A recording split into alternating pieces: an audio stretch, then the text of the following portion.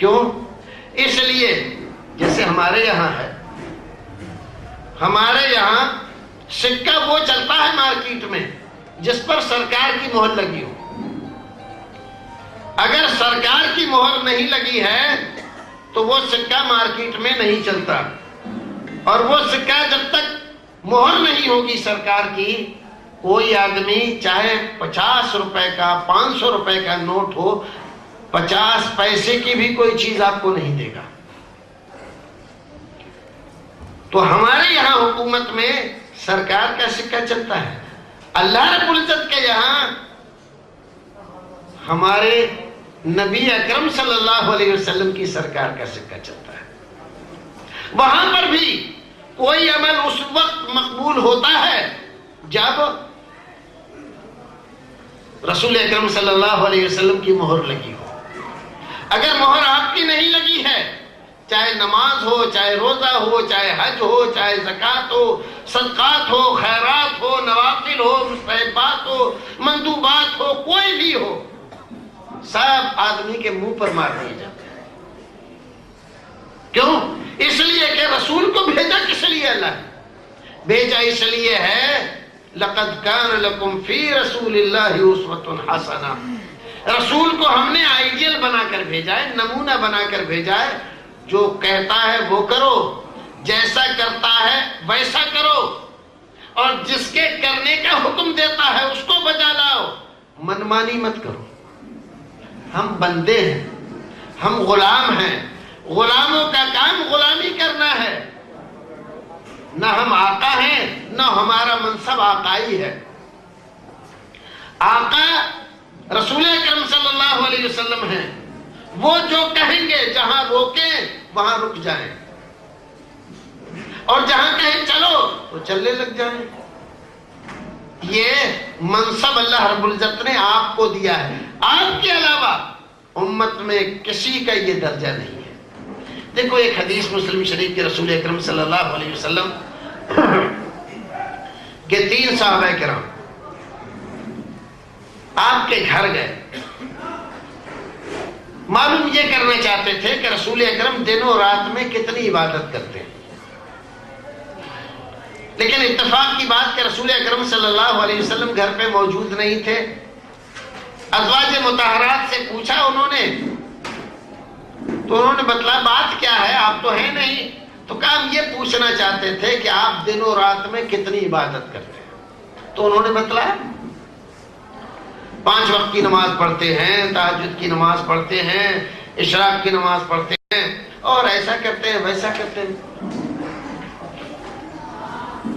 ان لوگوں نے یہ سننے کے بعد تفصیلات فَكَأَنَّهُمْ تَقَالُّوهَا، ان لوگوں نے اس کو بہت کم خیال کیا۔ یہ سوچا کہ رسول اکرم صلی اللہ علیہ وسلم تو بخشے بخشائے ہیں، آپ کو زیادہ عبادت کرنے کی ضرورت نہیں ہے،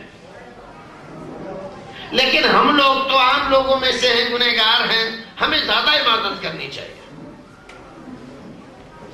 اور یہ کہہ کر ایک صاحب نے کہا کہ بھائی آج سے ہم ساری رات عبادت میں گزاریں گے، سوئیں گے نہیں۔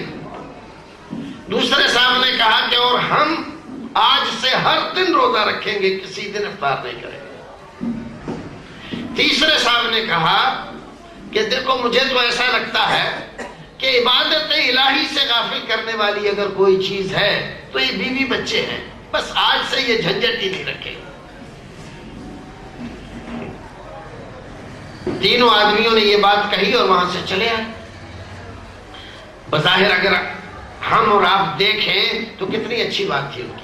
ایک آدمی روزہ رکھ رہا ہے ہر دن، ایک آدمی رات بھر نماز پڑھ رہا ہے، ہمارے اعتبار سے تو بہت پہنچا ہوا ہوگا، وہ اس کے بڑے درجے ہونے چاہیے۔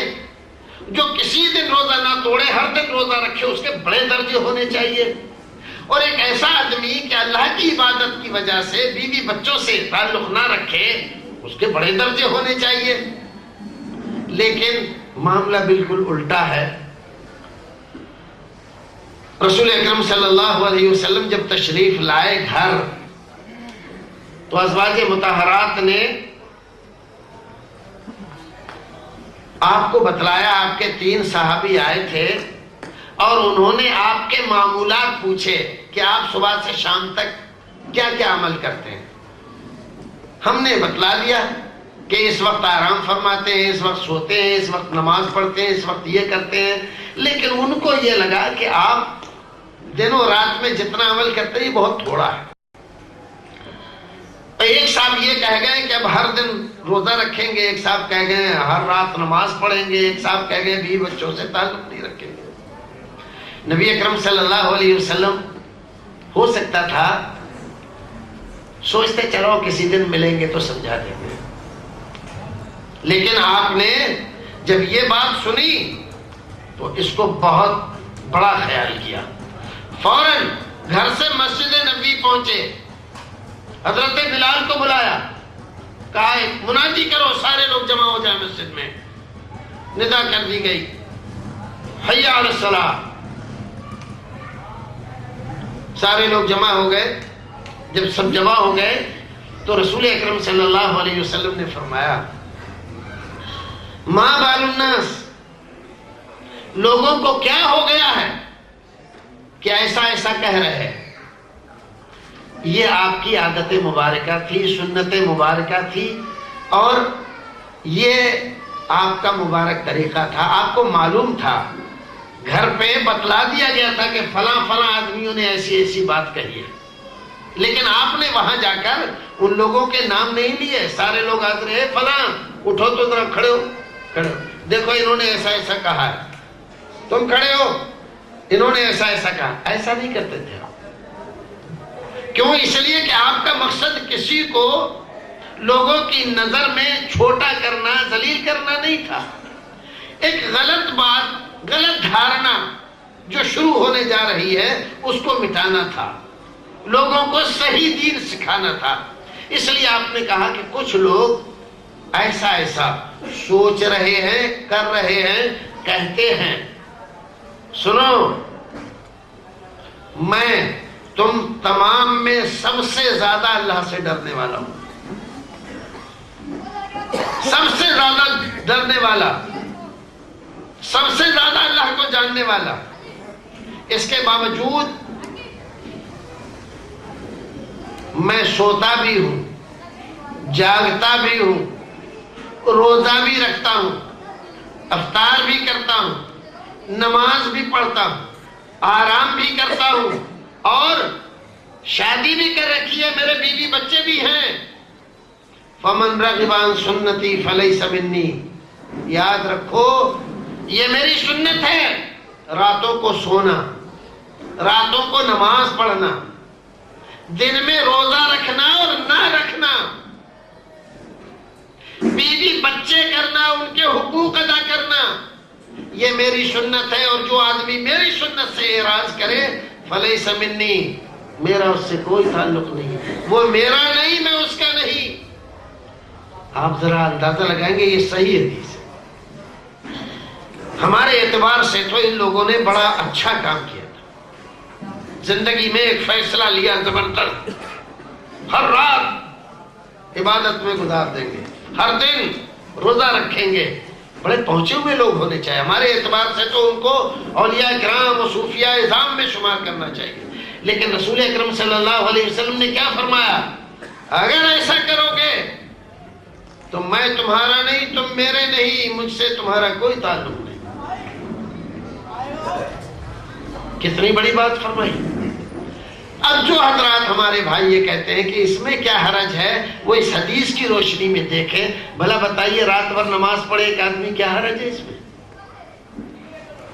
حرج ہے؟ رسول کہہ رہے ہیں اتنا بڑا حرج ہے کہ میرا اس کا کوئی سمبند نہیں. ہر دن روزہ رکھے آدمی، روزہ ہی تو رکھ رہا ہے، نیکی کر رہا ہے، کون سی برائی کر رہا؟ حرج ہے، اتنا بڑا حرج ہے کہ رسول اکرم کہہ رہے ہیں وہ میرا نہیں، میں اس کا نہیں.